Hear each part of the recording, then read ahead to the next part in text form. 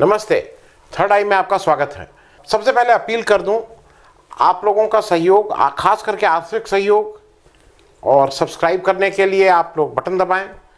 ये आपसे फिर आग्रह है कि सब्सक्राइब भी करिए और कुछ आर्थिक सहयोग भी दीजिए। उसके डिटेल्स नीचे आपको मिल जाएंगे। आज हम लोग बात करेंगे उमर खालिद की, क्योंकि उमर खालिद की बात जरा आप भी समझ लीजिए कि सारा मामला क्या है। टीवी पे जब आप देखते हैं तो उमर खालिद, टुकड़े टुकड़े गैंग, ये सब बातें आ जाती हैं तो थोड़ा मामला उलझ जाता है कि ये क्या है। उमर खालिद अगस्त 87 में इनका जन्म दिल्ली में हुआ और इनके माँ बाप दिल्ली में रहते हैं। इनके पिता का नाम है सैयद कासिम रसूल इलियास।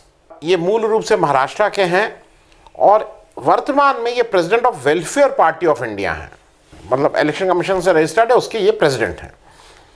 लेकिन पूर्व में ये मेंबर रह चुके हैं सिमी के। सिमी वही जो student Islamic movement of India, जो इस समय प्रतिबंधित पार्टी है, इट इज़ बैंड।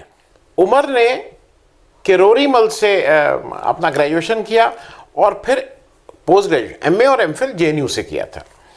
फरवरी 2016 में अगर आपको याद हो, एक जेएनयू में बहुत हंगामा हुआ था उस समय, याद आया जब कन्हैया कुमार की बात थी। और ऐसा कहा गया था कि जेएनयू के स्टूडेंट्स जो प्रोटेस्ट कर रहे थे against capital punishment of Afzal Guru. Afzal Guru कौन थे?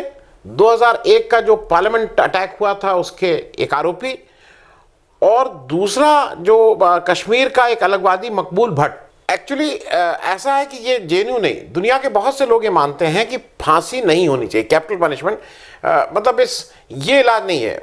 खैर वो एक अलग डिबेट है, लेकिन वो उस दिन ऐसा कहा जा रहा था कि जेएनयू कैंपस में इन दो अफजल गुरु और मकबूल भट्ट की जो फांसी थी, कैपिटल पनिशमेंट के खिलाफ ये एक प्रोटेस्ट वहां हो रहा था। इस दौरान ऐसा आरोप है कि इस जो प्रोटेस्ट मीटिंग थी इसमें भारत विरोधी नारे भी लगे। सबसे पहले अगर आपको याद हो कि इसके बाद जो कन्हैया कुमार उस समय जेएनयू स्टूडेंट यूनियन के प्रेसिडेंट थे, वो अरेस्ट हुए और उनके साथ ही साथ 5 और लोगों पर भी एफआईआर हुई। और कुछ दिनों बाद उमर खालिद और अनिर्बन भट्टाचार्य भी गिरफ्तार हो गए। इसके बाद जेएनयू की एक इंक्वायरी कमेटी बनी थी, वो तो केस अभी उस केस की भी बात करेंगे। जेएनयू ने एक इंक्वायरी कमेटी की और जांच के बाद उन्होंने अलग अलग दंड, वो जो 20-21 स्टूडेंट के अगेंस्ट जांच चल रही थी कि भाई उन्होंने ऐसा क्यों किया या इसमें क्यों पार्टिसिपेट किया, उन्होंने अलग अलग दंड लगाए। कन्हैया कुमार के ऊपर आर्थिक दंड 10,000 रुपये का लगा कि भाई 10,000 रुपये का उनके ऊपर आर्थिक दंड लगा। और उमर खालिद और अनिर्बन के ऊपर 1 सेमेस्टर के लिए रेस्ट्रिकेट किए गए। 1 सेमेस्टर के लिए, सेमेस्टर सिस्टम होता है, 1 सेमेस्टर के लिए उनको कहा गया कि ये रेस्ट्रिकेट किए जाते हैं।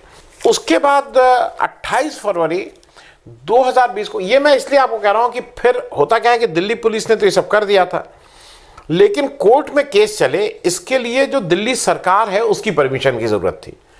और केजरीवाल बहुत समय तक उस फाइल के ऊपर बैठे रहे थे, मतलब उस पर कोई निर्णय नहीं ले रहे थे। कन्हैया कुमार के अगेंस्ट और इन लोग उमर खालिद और इनके अगेंस्ट केस शुरू ही नहीं हो पा रहा था, क्योंकि दिल्ली सरकार उसका अप्रूवल नहीं दे रही थी। फरवरी 2020 में केजरीवाल सरकार ने यह अप्रूवल दिया और उसके बाद ये अब इस समय केस चल रहा है, इसका जिसको बोलते हैं ट्रायल अब शुरू हो गया है।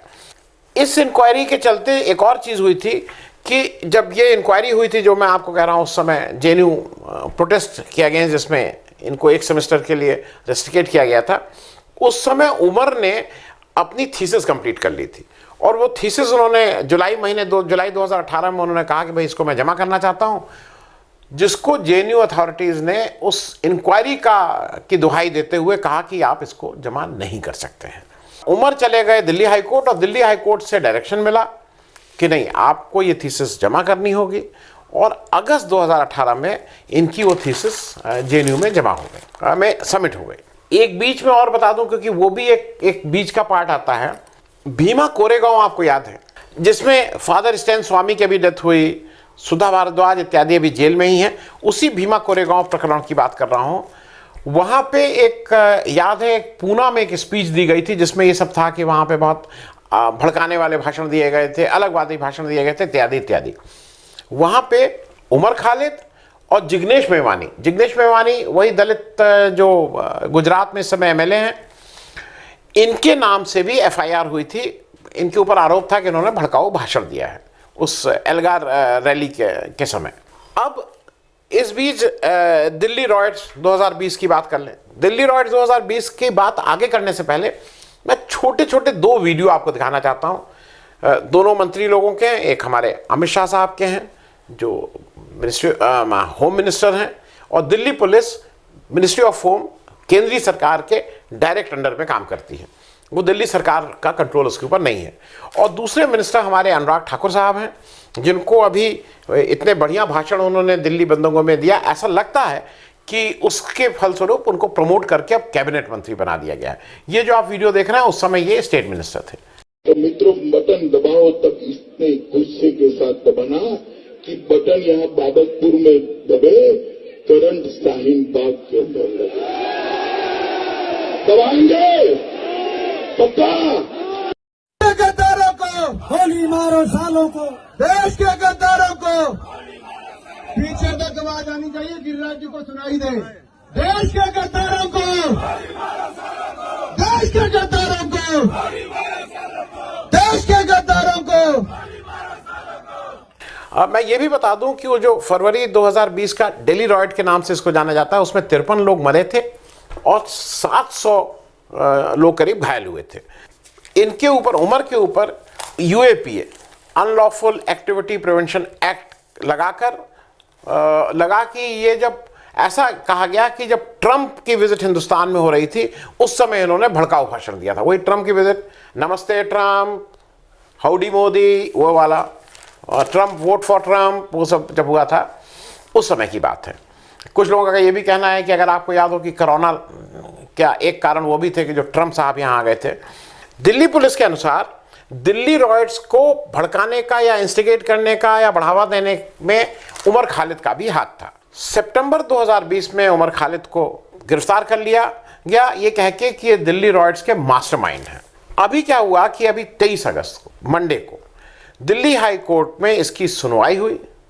ये सुनवाई में उमर खालिद के वकील त्रिदीप पायस थे और एडिशनल सेशन जज अमिताभ रावत के कोर्ट में ये सुनवाई हुई। उस दौरान उमर के ऊपर जो आरोप लगे थे, जो पुलिस ने जो आरोप लगाए थे, उसमें इनके वकील ने कहा कि उसमें बहुत कंट्रडिक्शंस हैं और ऐसा लगता है कि पुलिस ने एक मनगढ़ंत केस बनाया है। और उन्होंने क्यों ये कहा वो मैं बता दूं। पहली बात उन्होंने कही कि पुलिस ने ये जो भी आरोप उमर खालिद के ऊपर लगा रहे हैं उसका मुख्य आधार रिपब्लिक टीवी और न्यूज़ 18 टीवी की वीडियो क्लिप्स हैं। उनका ये भी कहना था इनके वकील साहब का, और ये लाइव लॉ में सब कुछ है, कि इन वीडियो क्लिप्स में काट छाट की गई थी। और रिपब्लिक टीवी का कहना है कि जो ये क्लिप दिखाई गई थी, ये क्लिप उनको अमित मालविया की ट्वीट से ली गई थी। उन्होंने, रिपब्लिक टीवी ने बिल्कुल साफ साफ ये कहा है कि the footage was not recorded by our camera person, it was tweeted by Amit Malviya. मतलब बीजेपी के, अब अमित मालविया क्या चीज़ है ये बताने की ज़रूरत नहीं है। मतलब वो कितने इंपॉर्टेंट आदमी हैं, हमेशा उनको कितना विश्वास करते हैं उनके ऊपर, वो कैसे किस तरह के ट्वीट वो करते हैं, किस तरह का वो करते हैं, वो सबको मालूम है। न्यूज़ 18 वाले जो वीडियो क्लिप थी उसमें उमर की स्पीच को एडिट किया गया था, काट छाट की गई थी अपने हिसाब से, क्योंकि लॉयर का कहना ये है, और ये लाइव लॉ के हिसाब से भी है, कि उसमें कहीं पे भी there was no call of violence, अहिंसा की कहीं हिंसा की कहीं बात ही नहीं हुई थी। उसमें लोगों में एकता की बात, यूनिटी ऑफ पीपल की थी, और वो बार बार उसमें रेफरेंस गांधी जी का दिया गया था। अब पुलिस ने इस मामले में, ऐसा भी कह रहे हैं लॉयर, कि पुलिस ने इस मामले में 715 एफआईआर दर्ज की हैं और एक में भी उमर का नाम नहीं है। दूसरी गलती जो लाइव लॉ के अनुसार जो कोर्ट में इनके वकील ने कही, त्रिदीप जी ने, कि दिल्ली पुलिस के अनुसार उमर ने 8 जनवरी को ये कॉन्स्पिरेसी अगेंस्ट, जब प्रेसिडेंट ट्रंप की विजिट के अगेंस्ट कैसे लोगों को भड़काने का काम, और ये सब कॉन्स्पिरेसी उन्होंने 8 जनवरी को की थी। पर जबकि वास्तव में ट्रंप की विजिट की बात आधिकारिक, मतलब जो जनता को या किसी को भी पता लगी थी, वो 11 फरवरी 2020 को मिनिस्ट्री ऑफ फॉरेन अफेयर्स के एक आधिकारिक बयान से हुई थी। अब उसके पहले ये कहाँ से पता लग गया, क्योंकि देश में किसी को नहीं पता था, लेकिन दिल्ली पुलिस को ये कहीं से पता लग गया था। लाइव लॉ ये भी कह रही है कि दिल्ली पुलिस ने पहले कहा कि हमारे पास भाषणों की रिकॉर्डिंग है, फिर उन्होंने कहा कि हमारे पास सीक्रेट इन्फॉर्मर है, लेकिन ये दोनों चीज़ें वो कहीं से भी दे नहीं पाए हैं इसको। अप्रैल 2021 में एक केस में इनकी बेल हो चुकी है। बेल ऑर्डर में कहा गया है कि Umar was not physically present at the place of crime. जहाँ पे भी हुआ उस बेल ऑर्डर में लिखा गया है, उस बेल ऑर्डर में जो भी मैजिस्ट्रेट है उन्होंने लिखवाया है कि उमर वहाँ उपस्थित नहीं थे। और मैं आपको ये भी बता दूं कि आपको याद के लिए कि जेएनयू के कुछ स्टूडेंट्स और बाकी जामिया के भी कुछ स्टूडेंट्स इसमें फंसे थे।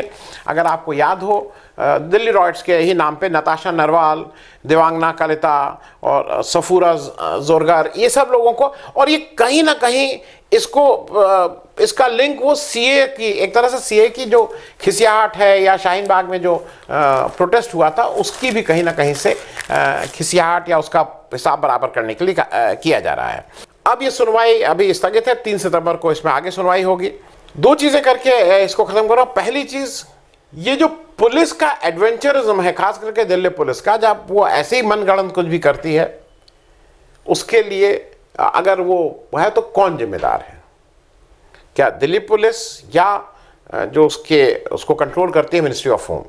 दूसरा, जो भाषण हमारे होम मिनिस्टर ने दिया था और जो भाषण हमारे ठाकुर साहब ने दिया था, उस समय के राज्य मंत्री थे मिनिस्ट्री ऑफ फाइनेंस में, उन लोगों को, क्या आपको ये लगता है कि उसमें कोई भड़काऊ बात नहीं कही गई थी? वो बहुत शांति और बापू का संदेश दिया गया था। अपने अपने नज़रिए की बात है, क्योंकि अगर उमर के ऊपर ये चल रहा है तो आपको नहीं लगता है कि जिन लोगों ने उस तरह के भाषण दिए थे उनके ऊपर भी जांच होनी चाहिए?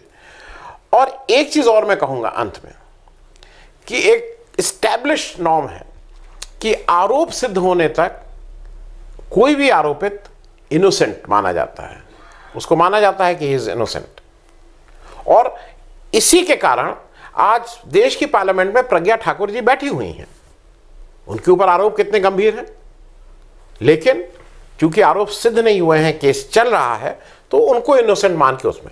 लेकिन उमर खालिद, एक जो 34 साल का यंग लड़का है, उसको बिना ट्रायल के, क्योंकि वो एक वर्ग विशेष से आता है, उसको आप चाहते हैं कि उसके आरोप सिद्ध भी हो गए और आप चाहते हैं कि उसको सजा भी दे दी जाए। और ज़रूरत पड़े, मैं ये एक चीज़ बताना भूल गया था, अगस्त 2018 में उसके ऊपर एक बार जानलेवा हमला हुआ था, वो बच गए थे। तो मुझे ये लगता है कि शायद देश का कानून, देश का संविधान सबको एक नज़र से देखे, और जब तक किसी के ऊपर आरोप सिद्ध नहीं हो जाता है तब तक इस तरह की बात करना कि वो देशद्रोही है, राष्ट्रद्रोही है और क्या क्या है, ये जो भी करता है वो भी उतना ही राष्ट्रद्रोही है या देशद्रोही है। धन्यवाद। अगर आपको दी पब्लिक के कार्यक्रम पसंद आते हैं तो इन्हें लाइक करें। अगर आप इस वीडियो को YouTube पर देख रहे हैं तो चैनल को सब्सक्राइब करें, और अगर आप इसे Facebook पर देख रहे हैं तो दी पब्लिक के पेज को लाइक करें।